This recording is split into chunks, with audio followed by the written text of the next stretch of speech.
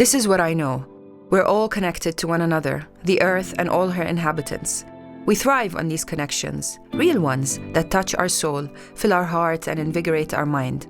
I have been so fortunate to experience this all my life, meeting extraordinary, ordinary folks who inspire and provoke. My name is Khadija Muhaisen. Welcome to Adventures of the Soul Conversations. My hope is that they will fill your cup as they have filled mine.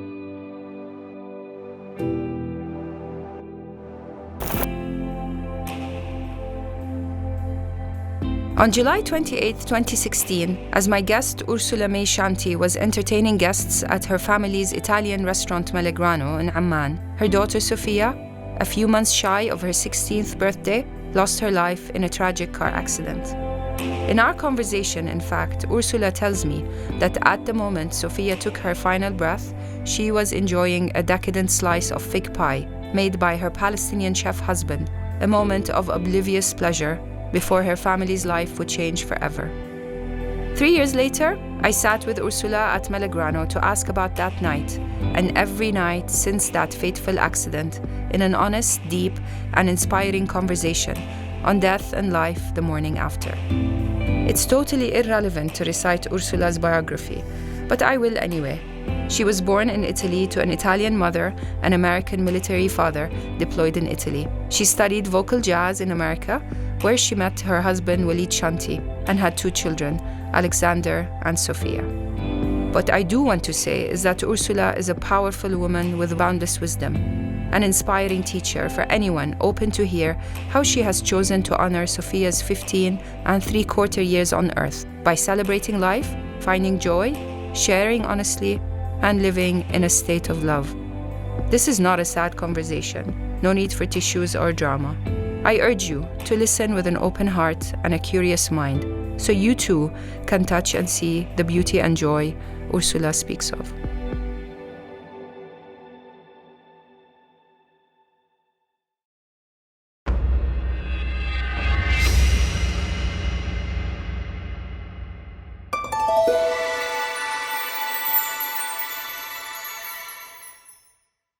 So Ursula, if I was writing your story, I would start with the scene when, or maybe I want to make it into a film, but I would start with the scene where you're in the emergency room and you had the image of your son's teacher. Yeah. So can we start there and then we'll go back and tell the story, but I want you to tell me about your son's teacher. How long ago was that? And what were you feeling? So it was in elementary. We were in Italy. His elementary teacher, math teacher, very nice woman, and I was very attracted to her, to talk to her, and she was very attracted to talk to me. Older? I know this. Older, yeah, much older. And she had 2 children. She had lost one of the 2 boys in a boating accident. He was 18 or 19 years old. And she basically, you could see her black circle still here. She was like the shadow of herself, what she once was. That's what I perceived. So you only knew her, the grieving her? Exactly. I never knew her before. And I didn't even know at the beginning what was wrong with her, but I could tell there is something very heavy on her chest, on her shoulder, on her whole being. And then she told me. And yet you were attracted to be around her. And she was always wanted to talk to me. I always wanted to talk to her. She loved my son very much. And so the funny thing is that, I could tell that she must have been a beautiful, vibrant, joyous woman. You could see that? I could see it. But now only, like I said, the shadow of it. And you're sitting that night in the emergency room? And in the emergency room that night, in the total confusion of that moment, I felt truly like I was in the Twilight Zone.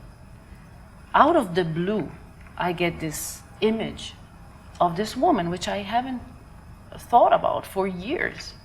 Why would I think about this woman? Yet the image was right there in front of me, in my face, with her sadness, with her black circles. And I kept seeing it, and I kept kicking it out of my brain because, come on, I have better things to do now. I need to grieve right now. I need to take care of everything. I got my son.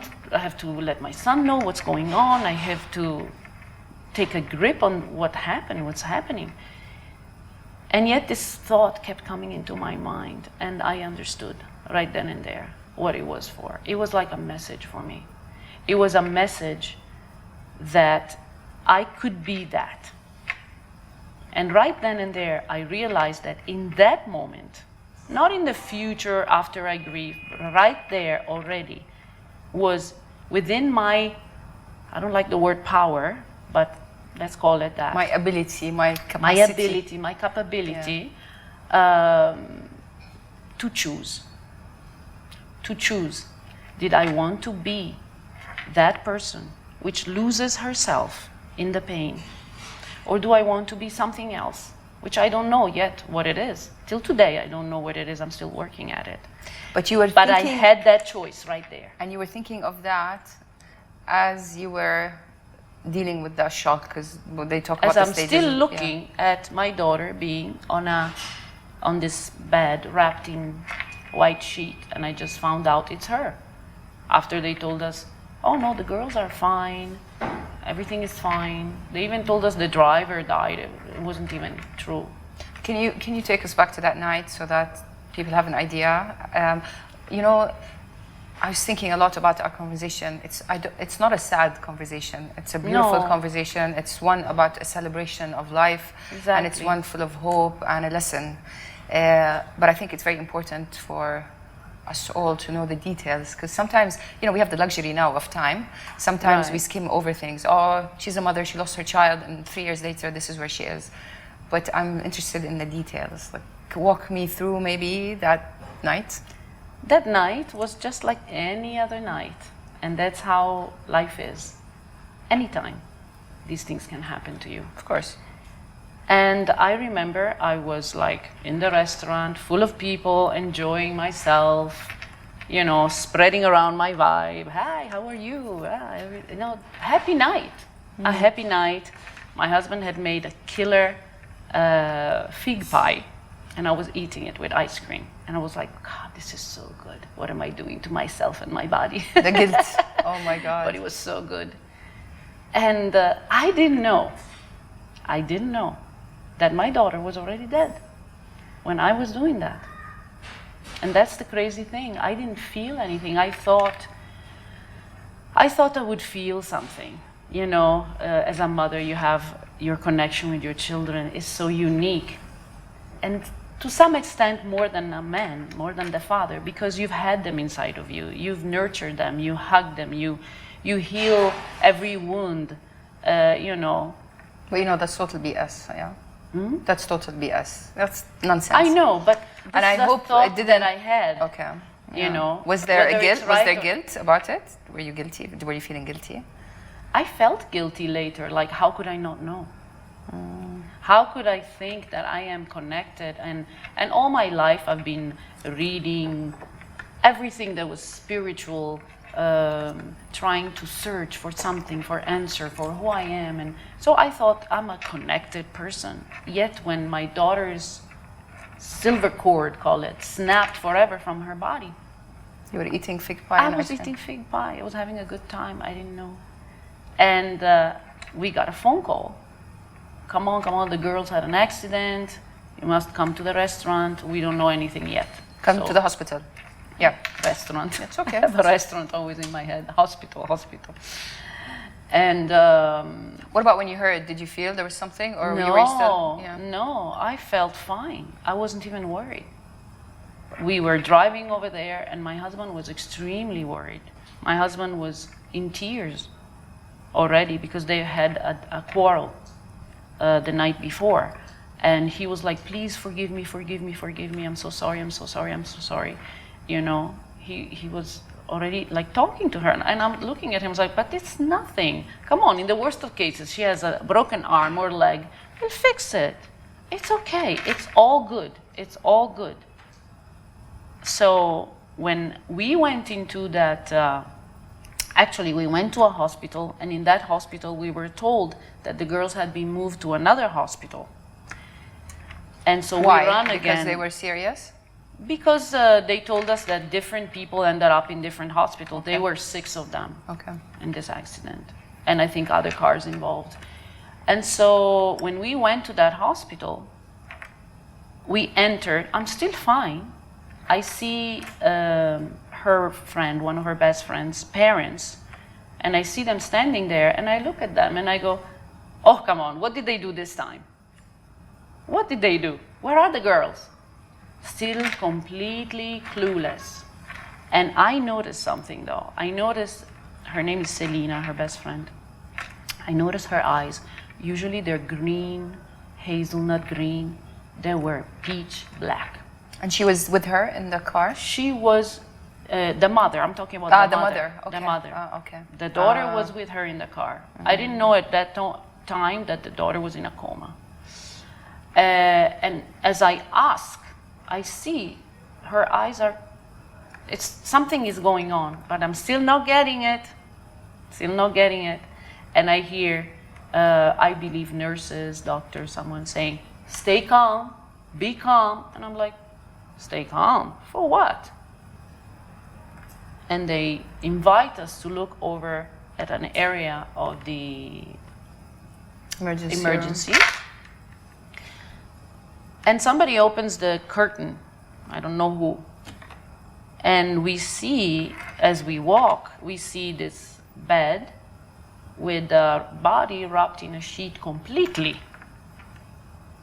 And it starts to, something forcefully starts to, inside of you. And I'm still like, now that's the twilight zone. Like all of a sudden time slows down tremendously. And you remember every detail? Yes. Like as time stretches and it's like, wait a second. And my husband is saying, what? You mean to tell me the most beautiful girl in Jordan is there? My daughter is dead? And that's when it hit me. That's when it hit me. And I felt literally the strength go away from my body and fall on my knees. Yeah. Screaming no. That's what I heard. Yeah. It's like I was in my body, but I wasn't in my body. I was looking at it. It's a movie. It's not my life. And you're still standing? Yeah. And then, of course, they came to try to give me drugs, and I screamed, no, I want to be present, which was so weird. I was like, okay, who's doing this? It's as if I was in it, and I was also witnessing it at the same time. It was so unreal. Unreal. And there was a part of me that was like falling apart, and a part of me that was so together, it scared me. I was trying to think about everybody. Are you very aware what do I do of this paradox happening? Is I like was. And in the same time, I was like, what's wrong with me? This is not human. And the teacher, when did she come to you? When it really sank in that that's actually Sophia. And we, of course, people are crying and people are coming in. And I was like, wow, this cannot be happening. This is a movie. This is not my life. That's when I started processing everything. That's when I saw her face. And I was asking, oh my God, Sophia, what am I going to do? What am I going to do? What do you mean? What? And did you feel that was a message from Sophia? I felt this was a message. I don't know if it was from Sophia, but I felt extremely guided. I really felt like there was something else bigger than me there. Wow. So I don't know, Sophia, guardian angels, God, I have no idea, but I felt like there was something bigger. Already, at that moment, as you were dealing with... Because I would have never thought about that woman. For years, I've never seen that woman. And did you make that promise to yourself right then and there? Yes. I even took my son and my husband, because I had that very quick realization that it's a very critical thing that happened.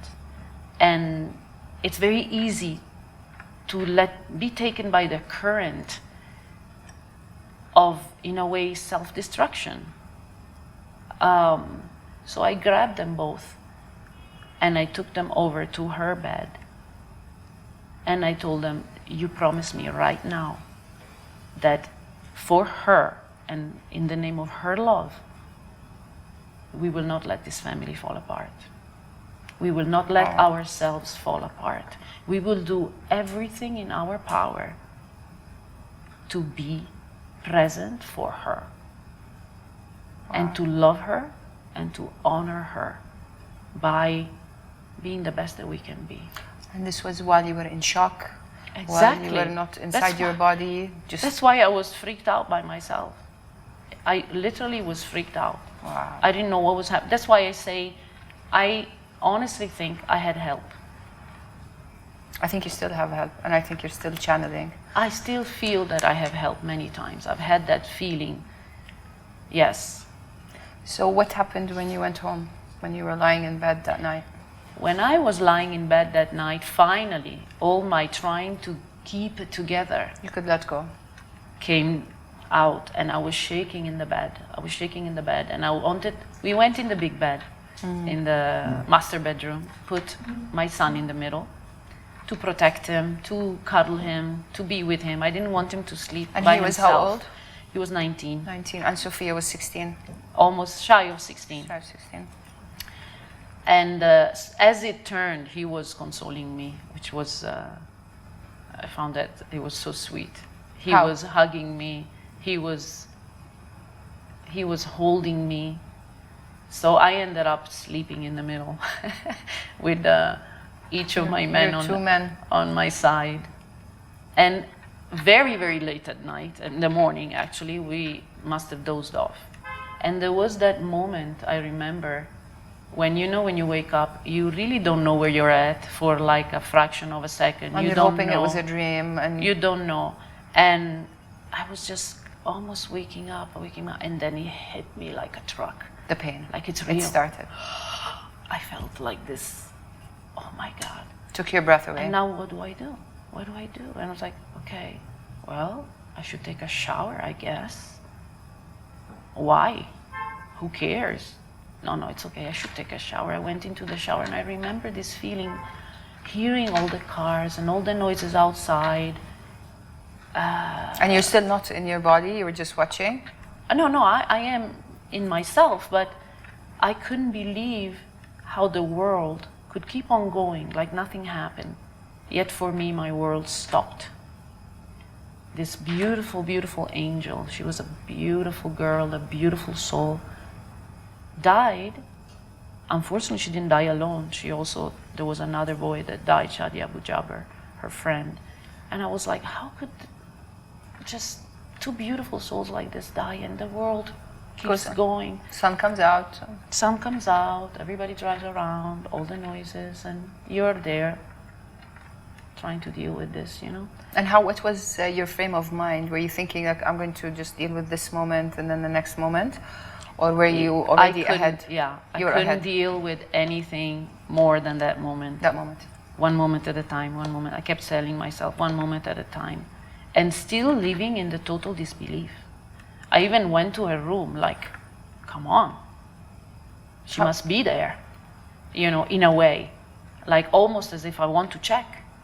And I open the door and everything is perfectly in its place and she's not there. And it was a great lesson on death immediately, because death is something I never like to talk about. Nobody does. Nobody does, and I don't, it always scared me, But I saw, wow, all her stuff is there, yet she's not there. There you go. Here 1 minute, gone the next. But this is for all of us. We just don't know when it's going to hit us. So it was a great lesson in learning how to make peace with not knowing. Instantly, at that time, that next day? It started there. When I saw how we leave everything behind. And maybe it becomes very trivial for you, this whole... Did it? Like looking at her stuff and... What do you mean trivial? The materialistic thing. Oh, yeah. It was an extreme, great lesson in that one too. How you leave everything. Like only your body goes. your skin, whatever is on your skin, because even the jewelry and everything they took off and they give it to you, you are here one moment, gone the next. So he put me in front not only of her death and the death of a child, which is devastating because it's unnatural, right? It's you're not unimaginable. supposed to bury your children. But this happens every day. We got wars all over around us, and devastation, death, injustice is all, you know, all around us. But all really doesn't touch us. It doesn't. It doesn't until it happens to you. And I always thought, you know, when I hear someone loses a child or somebody dear, you always feel like really bad. But something that happens to others, it doesn't happen to you. And In even fact, death, you don't never assume it's going to happen Right. to you. You know, it's always happening to others. It's never Yeah. going to hit you. Yeah. Even though that's the one sure thing. They say that death. It's the one life sure is thing. the number one cause of death. You know, you're going to be born and you're going to die, and this Exactly. is the one reality Exactly. that we all live Exactly. with. And I think the reason why we have so much to learn from you, Ursula, is how to survive this, but also celebrate this. And to speak about things that are unspoken, because I think we fear that there's a fear Yes. there, and there's also we need courage to face this. I mean, it's overwhelming. Yes.